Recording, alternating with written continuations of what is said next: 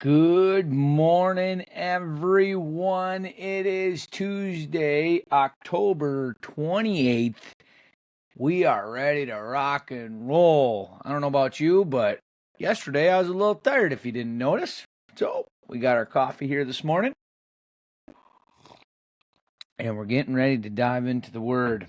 Full disclosure, today's going to be an interesting one.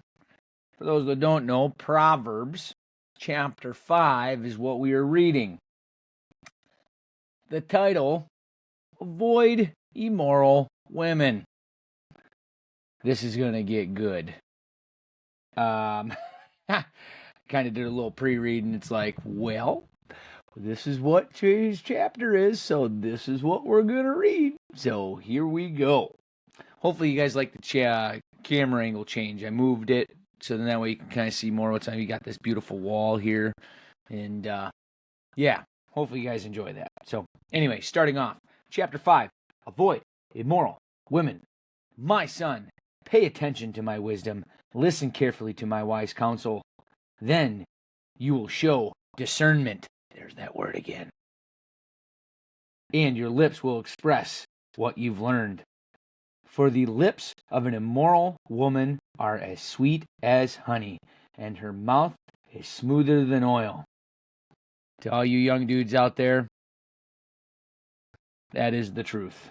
Very much the truth. We're getting going. There's actually a snippet here. We're going to go right to the bottom. We're going to go right down to the bottom where it has this immoral woman. I take back what I just said. This is going to be hilarious. You guys are going to love this. This immoral woman is a prostitute.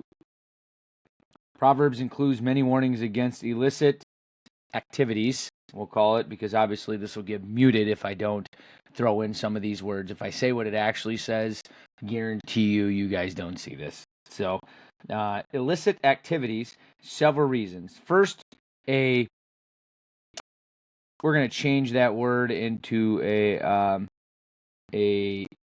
immoral woman. So, an immoral woman's charm is used as an example of any temptation to do wrong or to leave the pursuit of wisdom. Second, immorality of any kind was and still is extremely dangerous because it destroys family life, erodes a person's ability to love, degrades human beings and turns them into objects, can lead to disease, and can result in unwanted children. Third, immorality is against God's law. Now, like I said, I'm pausing and hesitating because I'm trying to keep certain words out so then that way we don't get silenced on that. But verse 4 goes into saying, but in the end she is bitter as poison and as dangerous as a double-edged sword. Her feet go down to death. Her steps lead straight to the grave, for she cares nothing about the path of life. She staggers down a crooked trail and doesn't realize it. So now, my sons, listen to me. Never stray from what I am about to say.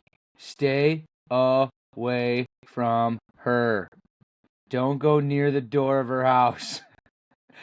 I feel like Solomon here is talking from a little bit of experience, is what I'm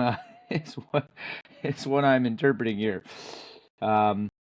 Any person should be on guard. So this is the snippet at the bottom. Any person should be on guard against those who use flattering or smooth talk that would lead him or her into sin. So that is saying, women, you are not discounted here. This is going, obviously, me as a dude, I'm kind of more so talking to the guys.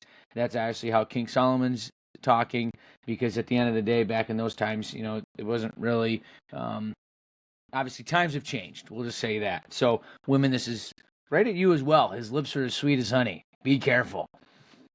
Guys can be douchey. So the best advice is to take detour, even avoid conversation with such people. Don't even talk to them. Don't even look at them. Keep walking. There's my reference of The Hangover for you today. If you haven't seen that movie, it's pretty funny. Can you bring that up as we're talking about the Bible? I hope so, because we just did. All right, going down to verse 9. If you do You will lose your honor, and you will lose the merciless people all you have, and you will lose to merciless people who all you have achieved. Man, reading's hard this morning. Strangers will consume your wealth, and someone else will enjoy the fruit of your labor. So basically what it's saying here is guys, and I'm going to speak more to guys directly on this, if you choose to chase and pursue that, strangers will consume your wealth. I mean, you're going to lose all your stuff. And everything you've worked hard for, they're going to enjoy, not you. That's biblical. Biblical. In the end, you will groan in anguish when disease consumes your body. A little snippet at the bottom here says, at the end of your life, it'll be too late to ask for advice when desire is fully activated. People don't want advice. They want satisfaction. The best time to learn the dangers and foolishness of going after forbidden activities or anything else that is harmful is long before temptation comes. Resistance is easier if the decision has already been made. Don't wait to see what happens. Prepare for temptation by deciding now how you will face, or how you will act when you face it. So basically what that's saying is, have a game plan. Find yourself in that situation. Have an exit strategy. Just take it from my advice. You just have a plan put together. You don't want to get caught in that trick bag. That's not fun for anybody. Man, oh man. What? I told you this was going to be good today. This is going to be good today. Man, oh man, getting spicy up in here. Didn't know the Bible could be this spicy, did you? All right, going on to verse number 12. You will say, how I hate discipline. If only I had not ignored all the warnings. Verse 12. You will say, how I hate discipline. If only I had not ignored all the warnings. Oh, why didn't I listen to my teachers? Why didn't I pay attention to my instructors? I have come to the brink of utter ruin, and now I must face public disgrace. Verse 15, drink water from your own well. Share your love only with your wife. Why spill the water of your springs in the streets?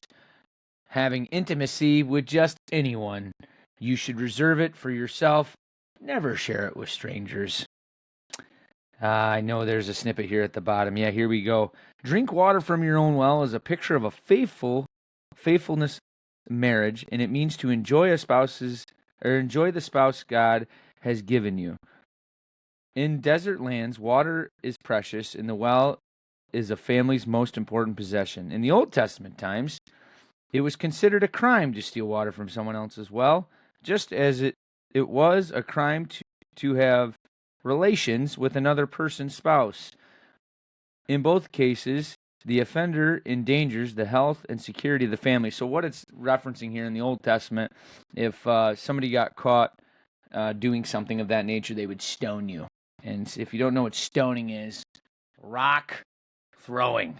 They were all about the stoning back in the day. The Pharisees, if they caught you breaking a rule, they would stone you.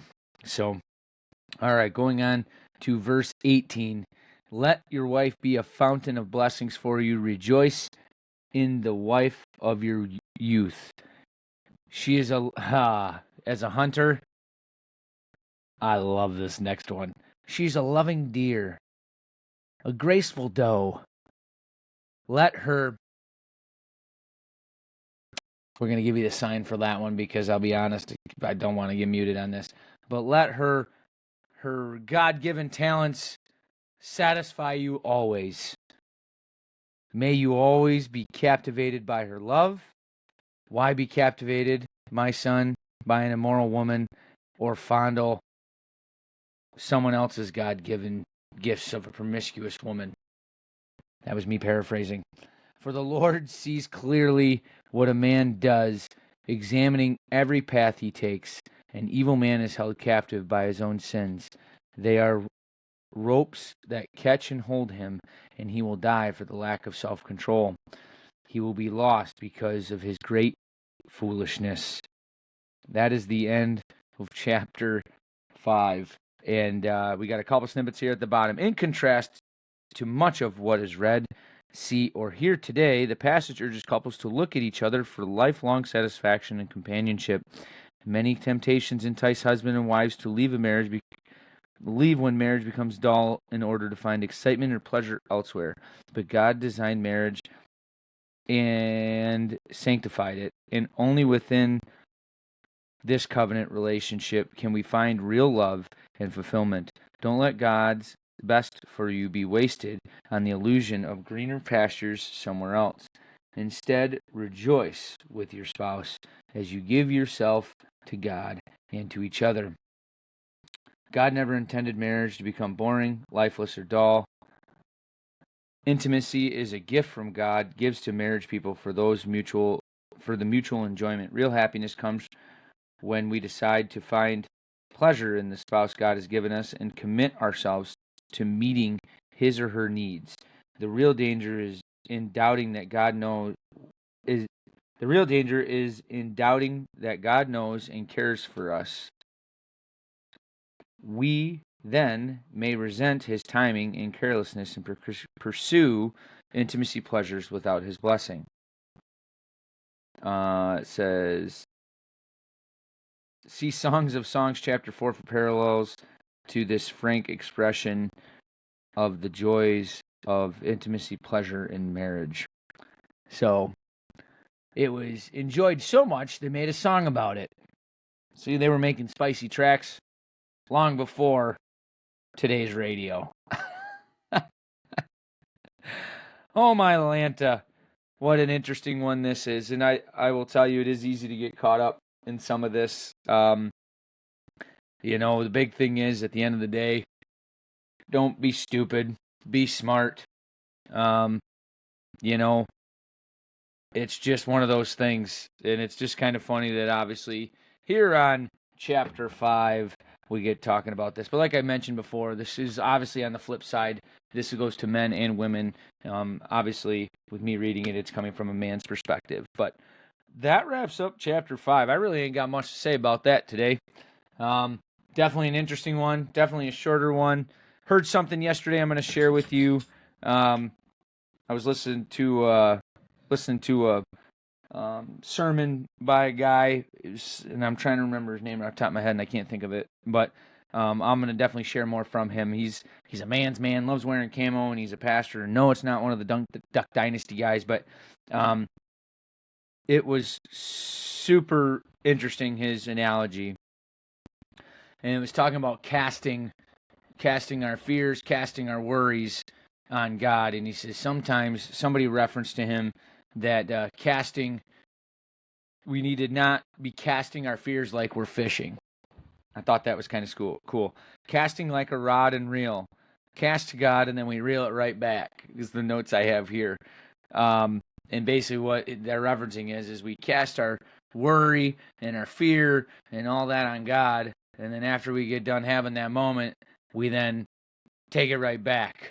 And it's like, no, wait a minute. When you really, truly cast your worries and fear to God, you're supposed to leave it there. You leave it at the cross. And as us as humans, we tend to throw them over our shoulder, reel them back in, and ready to rock and roll. So the other thing he said in there, and I'll leave you with this, I'll call it the quote of the day: worry is just misplaced faith. Hopefully you enjoyed today. Like I said, this one was a little more spicy. Appreciate you guys as always. Happy Tuesday to you guys. And looking forward to tomorrow. You guys have yourself a marvelous day.